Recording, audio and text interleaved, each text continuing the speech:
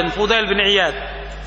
Ini dalam kitab Imam Ibn Rajab, dalam kitabnya Jami'ul Ulum wal Hikam di juz yang kedua. Dan disebutkan Khulafaur Rasyidin karena mereka adalah orang-orang yang mengetahui kebenaran dan memutuskan segala perkara dengan kebenaran. Mereka adalah orang-orang yang rasyidin. Jadi mengetahui kebenaran dan mereka mengikutinya dan mengamalkan kebenaran, ya rasyidin. Berbeda dengan orang-orang yang ghawi, yang mereka mengetahui kebenaran tapi tidak mengikutinya. Berbeda juga dengan orang-orang yang dhal, yang sesat, yaitu orang yang tidak mengetahui kebenaran secara total. Tapi para khulafaur rasyidin adalah orang-orang yang mereka mendapatkan petunjuk dari Allah, mengetahui kebenaran, mereka mengikuti kebenaran dan mereka mengamalkan kebenaran. Dan kita diperintahkan untuk mengikuti khulafaur rasyidin, mengikuti jejak mereka, dan hukumnya wajib. Jadi mengikuti manhaj, cara beragamanya, cara para sahabat, mengikuti manhaj mereka, mengikuti cara beragamanya para sahabat adalah wajib. Jadi kita diwajibkan untuk mengikuti manhaj salafus saleh karena Allah Subhanahu wa taala memerintahkan kita untuk mengikuti mereka. Allah berfirman dalam surah Al-Baqarah ayat 137, 136, 137 Allah berfirman, "Fa in amanu bimithli ma amantum bihi faqad ihtadaw wa in tawallaw fa innama hum fi shiqaq fasayakfikahumullahu wa huwas samiul alim." Dan jika mereka beriman kepada apa yang kamu beriman kepadanya, sungguh mereka dapat petunjuk. Dan jika mereka berpaling, sesungguhnya mereka berada dalam permusuhan dengan kalian, maka Allah akan memelihara kalian dari mereka. Dan dialah Allah yang Maha mendengar dan Maha mengetahui. Ini ayat menjelaskan kalau umat Islam ingin mendapatkan petunjuk, maka mereka wajib mengikuti pemahaman para sahabat. Kemudian di ayat yang kedua dalam surah Al-An'am ayat 153, Allah berfirman, "Wa anna hadza sirati mustaqiman fattabi'uhu wa la tattabi'us subula fatafarraqa bikum an sabilihi dzalikum wasaqum bihi la'allakum tattaqun." Dan bahwa yang kami perintahkan adalah jalanku yang lurus, maka ikutilah dan janganlah kamu mengikuti jalan-jalan yang lain, karena jalan-jalan itu akan mencerai-beraikan kamu dari jalan Allah. Demikian yang diperintahkan oleh Allah agar kalian bertakwa. Ayat ini, ayat Al-An'am 153 dijelaskan oleh Rasulullah ketika menafsirkan ayat ini sebagaimana dikatakan oleh Abdullah bin Mas'ud, dan ini riwayat yang sahih diriwayatkan oleh Imam Ahmad, Nasai dalam tafsirnya dan yang lainnya, yaitu Nabi menggaris satu garis yang lurus, di kanan kiri garis itu Nabi menggaris beberapa garis. Dan Nabi menyebutkan, "Ma min sabilin illa wa 'alaihi syaitanun yad'u ilaihi." Dan tidak ada jalan-jalan ini. Jadi Nabi menggaris satu garis yang lurus, kemudian di kanan kiri garis itu ada beberapa garis. Kata Nabi, tidak ada dari jalan-jalan ini melainkan ada syaitan yang mengajak kepadanya.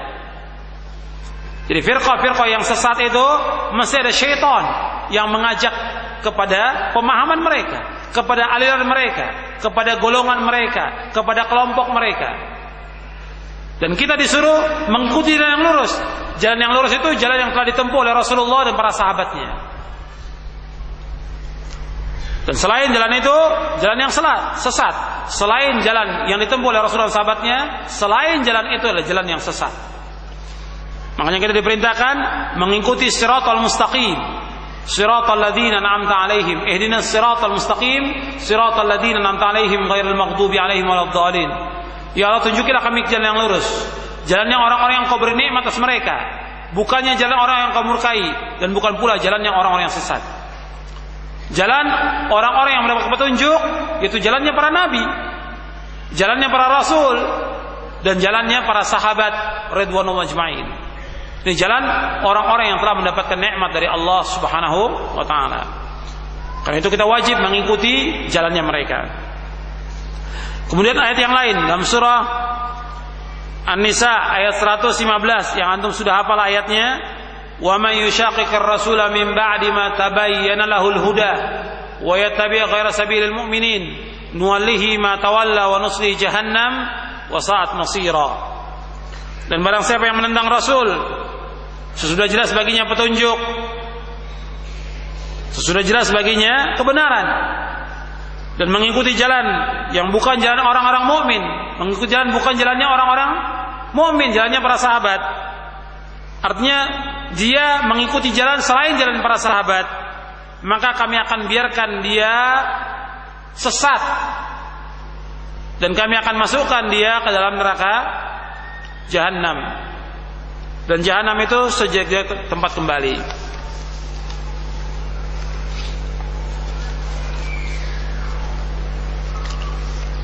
Saya akan jelaskan satu ayat lagi.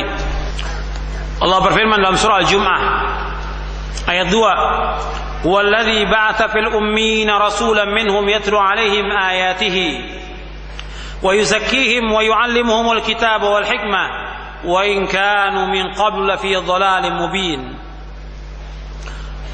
Allah berfirman dalam surah Al-Jum'ah ayat 2, dialah Allah yang telah mengutus di antara orang-orang yang ummi seorang rasul dari mereka yang membacakan kepada mereka ayat-ayatnya, mensucikan mereka, mengajarkan kepada mereka Alkitab dan Al-Hikmah yaitu As-Sunnah, dan sungguh mereka sebelum itu sungguh-sungguh dalam kesesatan yang nyata. Saya akan bacakan penjelasan tentang ayat ini dari kitab Basair Dawi Syarab bi Syarah Marwiyati Manhajis Salaf.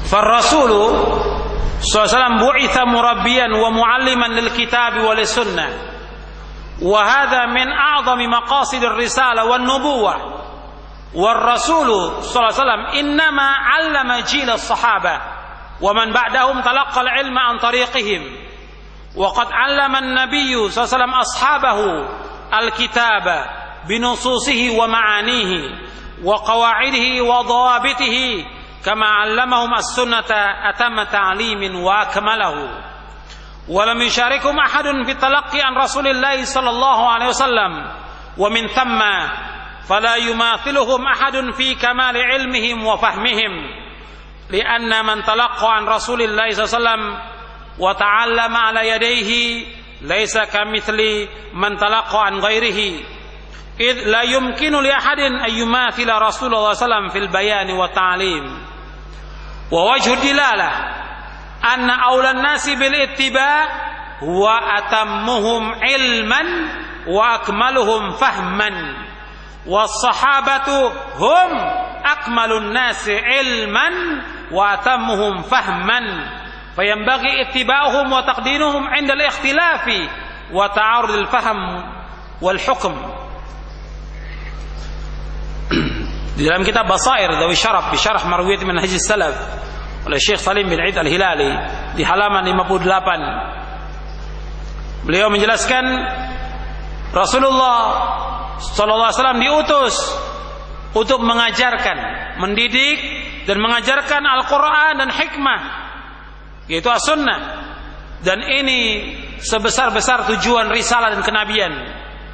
Dan Rasulullah SAW hanyalah mengajarkan generasi sahabat. Perhatikan, Rasulullah mengajarkan Quran dan Sunnah itu kepada generasi sahabat.